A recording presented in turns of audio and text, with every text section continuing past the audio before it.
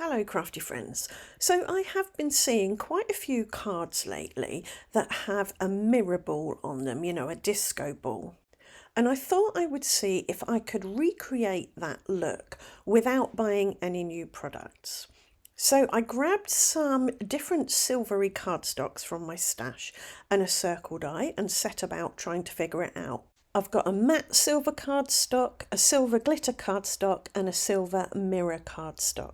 Foil cardstocks and glitter cardstocks can be a bit tough to cut through sometimes, so I added a cardboard shim and they cut through fine. I then grabbed a couple of embossing folders that I thought might work for creating the square mosaic mirror ball look. The first one was a checkerboard design and that gave me a checkerboard look. It was a bit too regular for me though, so I tried a second one, and this is a wobbly grid one.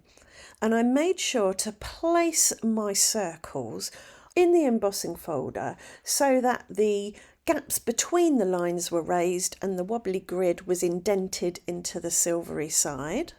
And I much preferred this. It was a bit irregular and it gave almost a spherical impression. I'm sorry if you can hear some noise in the background. The neighbour's cat has come to visit and she's determined to get on my lap, but my laptop is on my lap and we're having a bit of an argument about that at the moment. So of the 6 circles that I made, I preferred the silver mirror cardstock with the wonky grid embossing folder. I put a bit of 1mm foam tape on the back of that circle so that when I eventually stuck it on the card, it would have a little bit of lift and dimension. And then I took a 4x6 inch-ish card blank and taped it down to my glass mat. And I taped it down for 2 reasons. 1, I wanted to create a little white border all the way around the outside.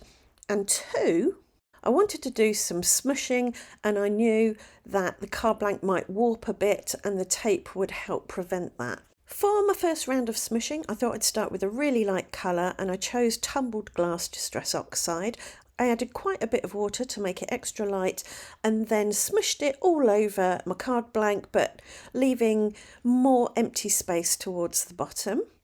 I then dried that with my hairdryer and smushed on some squeezed lemonade, which is a nice bright yellow. And I concentrated this more around where the glitter ball was going to go. And for my third colour, I used a lovely bright pink Kitsch Flamingo.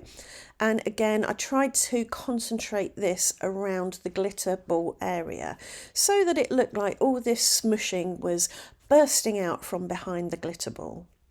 I did dry my smushing in between each layer because I didn't want the colours to mix, I just wanted them to layer. And then I dried everything and added some shimmer and shine with some metallic watercolours. I used blue and pink. I didn't bother with the yellow. The yellow would have had to have been gold and I didn't really want gold on it with the silver glitter ball. Once again, I gave everything a really thorough dry with my hairdryer and then carefully removed the washi tape. As well as drying the paint, the hairdryer softens the adhesive on the washi tape and makes it much easier to remove and much less likely to tear the paper. I was really happy with that. I liked the little white border all the way around. So I took the release paper off the foam tape on the back of my mirror ball and stuck my mirror ball on about 1/3 of the way down roughly and in the middle of the card. Now my mirror ball needed something to dangle from, so I created a top for it using some more mirror cardstock and a small tag die. I snipped off the top of the tag and put some glue on the back and stuck it behind the mirror ball. I didn't put any foam on it. I wanted to keep that sense of depth going. I did think at this stage the card was almost finished, but it needed a little something else. So I die cut some sparkles, I think you'd call them. They're not quite stars, but they're that kind of sparkly thing. I die cut 2 sizes from more mirror cardstock, put some dots of matte gel medium on my card, and then used my jewel picker-upper thing to pick them up and place them on the dots. And I think that worked really well. It adds depth, dimension, more shimmer, more shine and a sense of movement, because mirror balls, when they're doing what mirror balls do, rotate and they make sparkles appear all over the place. So I thought that worked really well.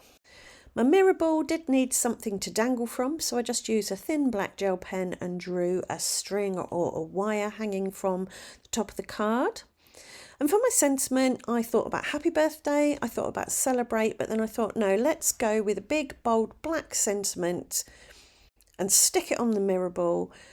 And yay seemed to fit really well. So I grabbed some fun, bouncy letters, put some double-sided on the back of a piece of black card, cut out my letters, and then stuck them on to my mirror ball. I did and ah about whether to use my black dot marker to add some black dots. I think I'm glad I didn't, because I don't think it would make sense, but I did kind of feel that it needed a bit more black, but maybe I'll go back and do it, but we shall see.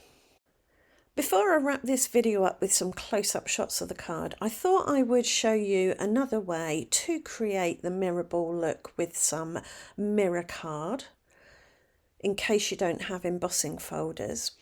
So I took another circle of the silver mirror card, I put it on a piece of craft foam, that's the white thing underneath the circle, and then I used my stylus and pressed down quite firmly to create lines on the front of my circle. Once I'd done the curved horizontal, is it longitudinal or latitudinal? I can't remember, but the lines that run around a sphere, I added the lines that go from top to bottom, as it were. And these I made sure to radiate out from the very top and the very bottom.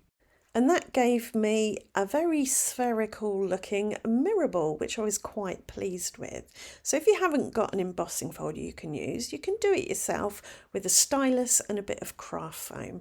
No fancy dies or accessories needed.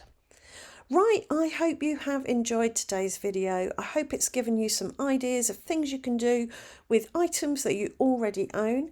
If it has, please do leave a comment, leave a thumbs up, subscribe, ring the notification bell, and I'll see you back here very soon for another video. Thanks for watching. Bye for now.